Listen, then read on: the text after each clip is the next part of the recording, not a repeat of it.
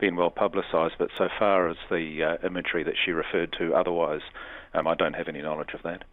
How do you not have any knowledge of that? Well, Solid Energy's role with Pike River is not an investigatory or forensic one.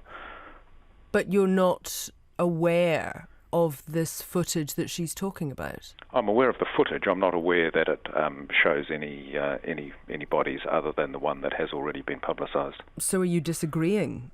No, not in the least. No, as Sonia observed, it's a very time-consuming process reviewing that footage, and we, from the company's point of view, have reviewed it only to the extent that it was relevant to consider re-entry of the mine, not from a more detailed forensic point of view. Isn't it relevant whether there are intact bodies in that mine or not? No, the brief that Solid Energy had from the government was to investigate the feasibility of re-entering the drift, not the mine. So nobody at Solid Energy has viewed this footage in detail, nor indeed has anyone brought it to your attention in detail that this exists? I think the primary responsibility for reviewing that footage lay with the police and WorkSafe and not with the company. But would it not be essentially part of a no surprises type of policy to have that footage known about so that you indeed were aware exactly what was going on in the mine? As I say, other government departments have held this footage since the time of the explosion, and we only acquired it latterly and not for the purposes for which it was acquired. So you don't see that as any kind of misstep, any kind of loss, not knowing that existed? Not from the company's point of view, no, not with our narrow responsibilities at the site. It would seem that these, what was it, about 5 to 6 bodies that Sonia was talking about, they are in various parts of the mine, she says. Some of them quite deep in the mine, none that they know of at this stage in the drift. So do you know or do you not know whether there are any bodies in the drift? No, nobody knows. We know that there are no bodies in the drift as far as the first robots have progressed, which is a bit over 1,500 metres. And we know that there are none in the very far end of the drift where borehole cameras have done inspections. But in between those 2 points, from about 1,500 odd metres through to about 2,300 metres, that has not been explored since the explosions, and that's what we're aiming to do through this unmanned exploration project. Are you interested whether there is footage of any further bodies at this stage in the mine? Look, we're part of our brief that we've been given by the government is to assess the potential for there to be bodies in the drift and to identify, if possible, information that might inform the cause of the initial explosion or aid mine safety. So to the extent that it's relevant to look in those places to address those objectives we've been set, then we will be interested. Wouldn't that be part of it, though? Wouldn't what be part of it? Wouldn't knowing if there were bodies in certain areas of the mine indeed lead you to further that investigation? So is that something that you're actually going to be interested in knowing, that you're going to go away and ask about? Well, we see that as a second stage of this process. Initially, we want to focus on the drift and the potential for bodies to be there. That's the first objective we've been set, and as a subsequent stage, we envisage that we'll identify areas within the mine itself and propose a second stage project to investigate those. Tony King, Solid Energy's Chief Executive, appreciate your time this morning on Morning Report. It's 22 minutes past 8. The Green Party has announced that it will give the refugee quota a big boost, raising it to 5,000 within the next 6 years if it's in a position to influence government policy after the election in September. The Greens co-leader is James Shaw and he's with us now. Good morning. Good morning, Guyan. So 5,000 by 2023, that's the policy? Yes, that's right. So today is World Refugee Day and there is a call out to double our quota and so we are accepting that challenge as we have before. But what we're saying is that actually New Zealanders demonstrated last year when the Syrian crisis hit the headlines that they wanted to do more, that they can do more, and so we're really responding to that.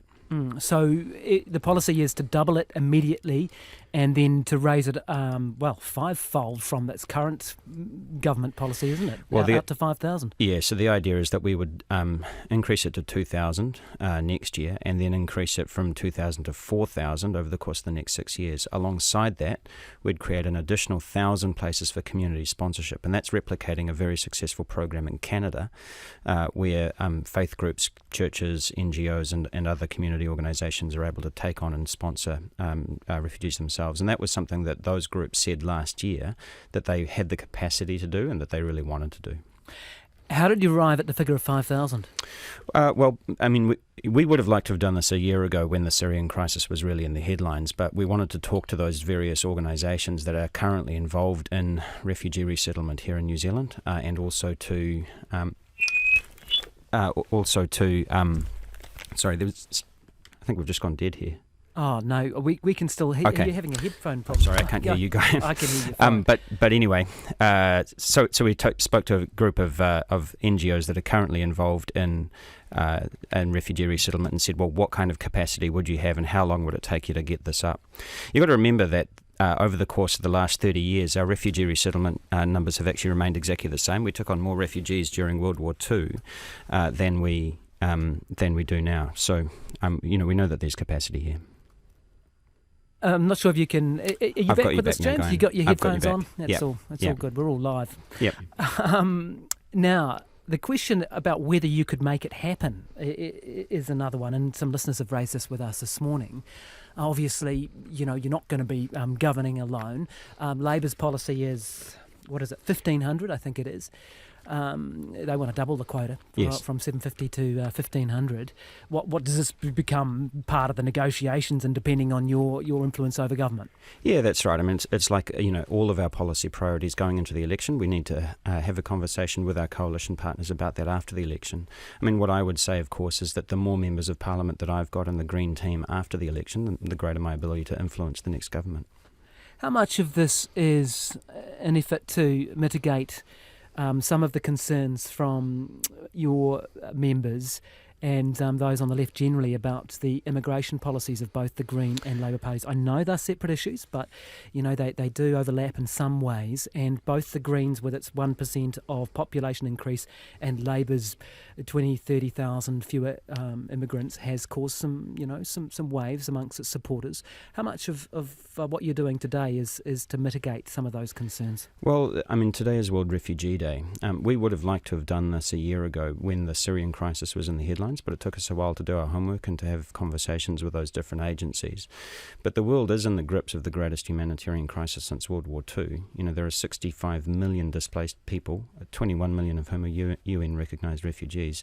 And it's really clear that New Zealand, you've got to remember, Australia takes on more people, 4 times as many people per head of population than we do. So in some ways all we're doing is really catching up with Australia. And $350 million a year when it's fully implemented, that's a lot of money. Yeah, we're looking to offset the cost of that with by diverting some of the investment that the high net worth individuals category comes into. So people like Peter Thiel, who has advertised recently essentially having bought his way into the country, what we're saying is, well, as long as that category exists, we think there's about $60 to $90 million that those people can contribute through their charitable investment kind of component of that arrangement to contribute to this program. We already spend just shy of $100 million on the existing refugee quota that we've got, and so to move it up to $350 million, you actually get some economies of scale as you go over time. Hey, thanks very much for your time. Do appreciate it. That's the Green Party co-leader James Shaw talking about the Green Party policy now to increase the refugee intake up to 5,000 people over time out to 2023.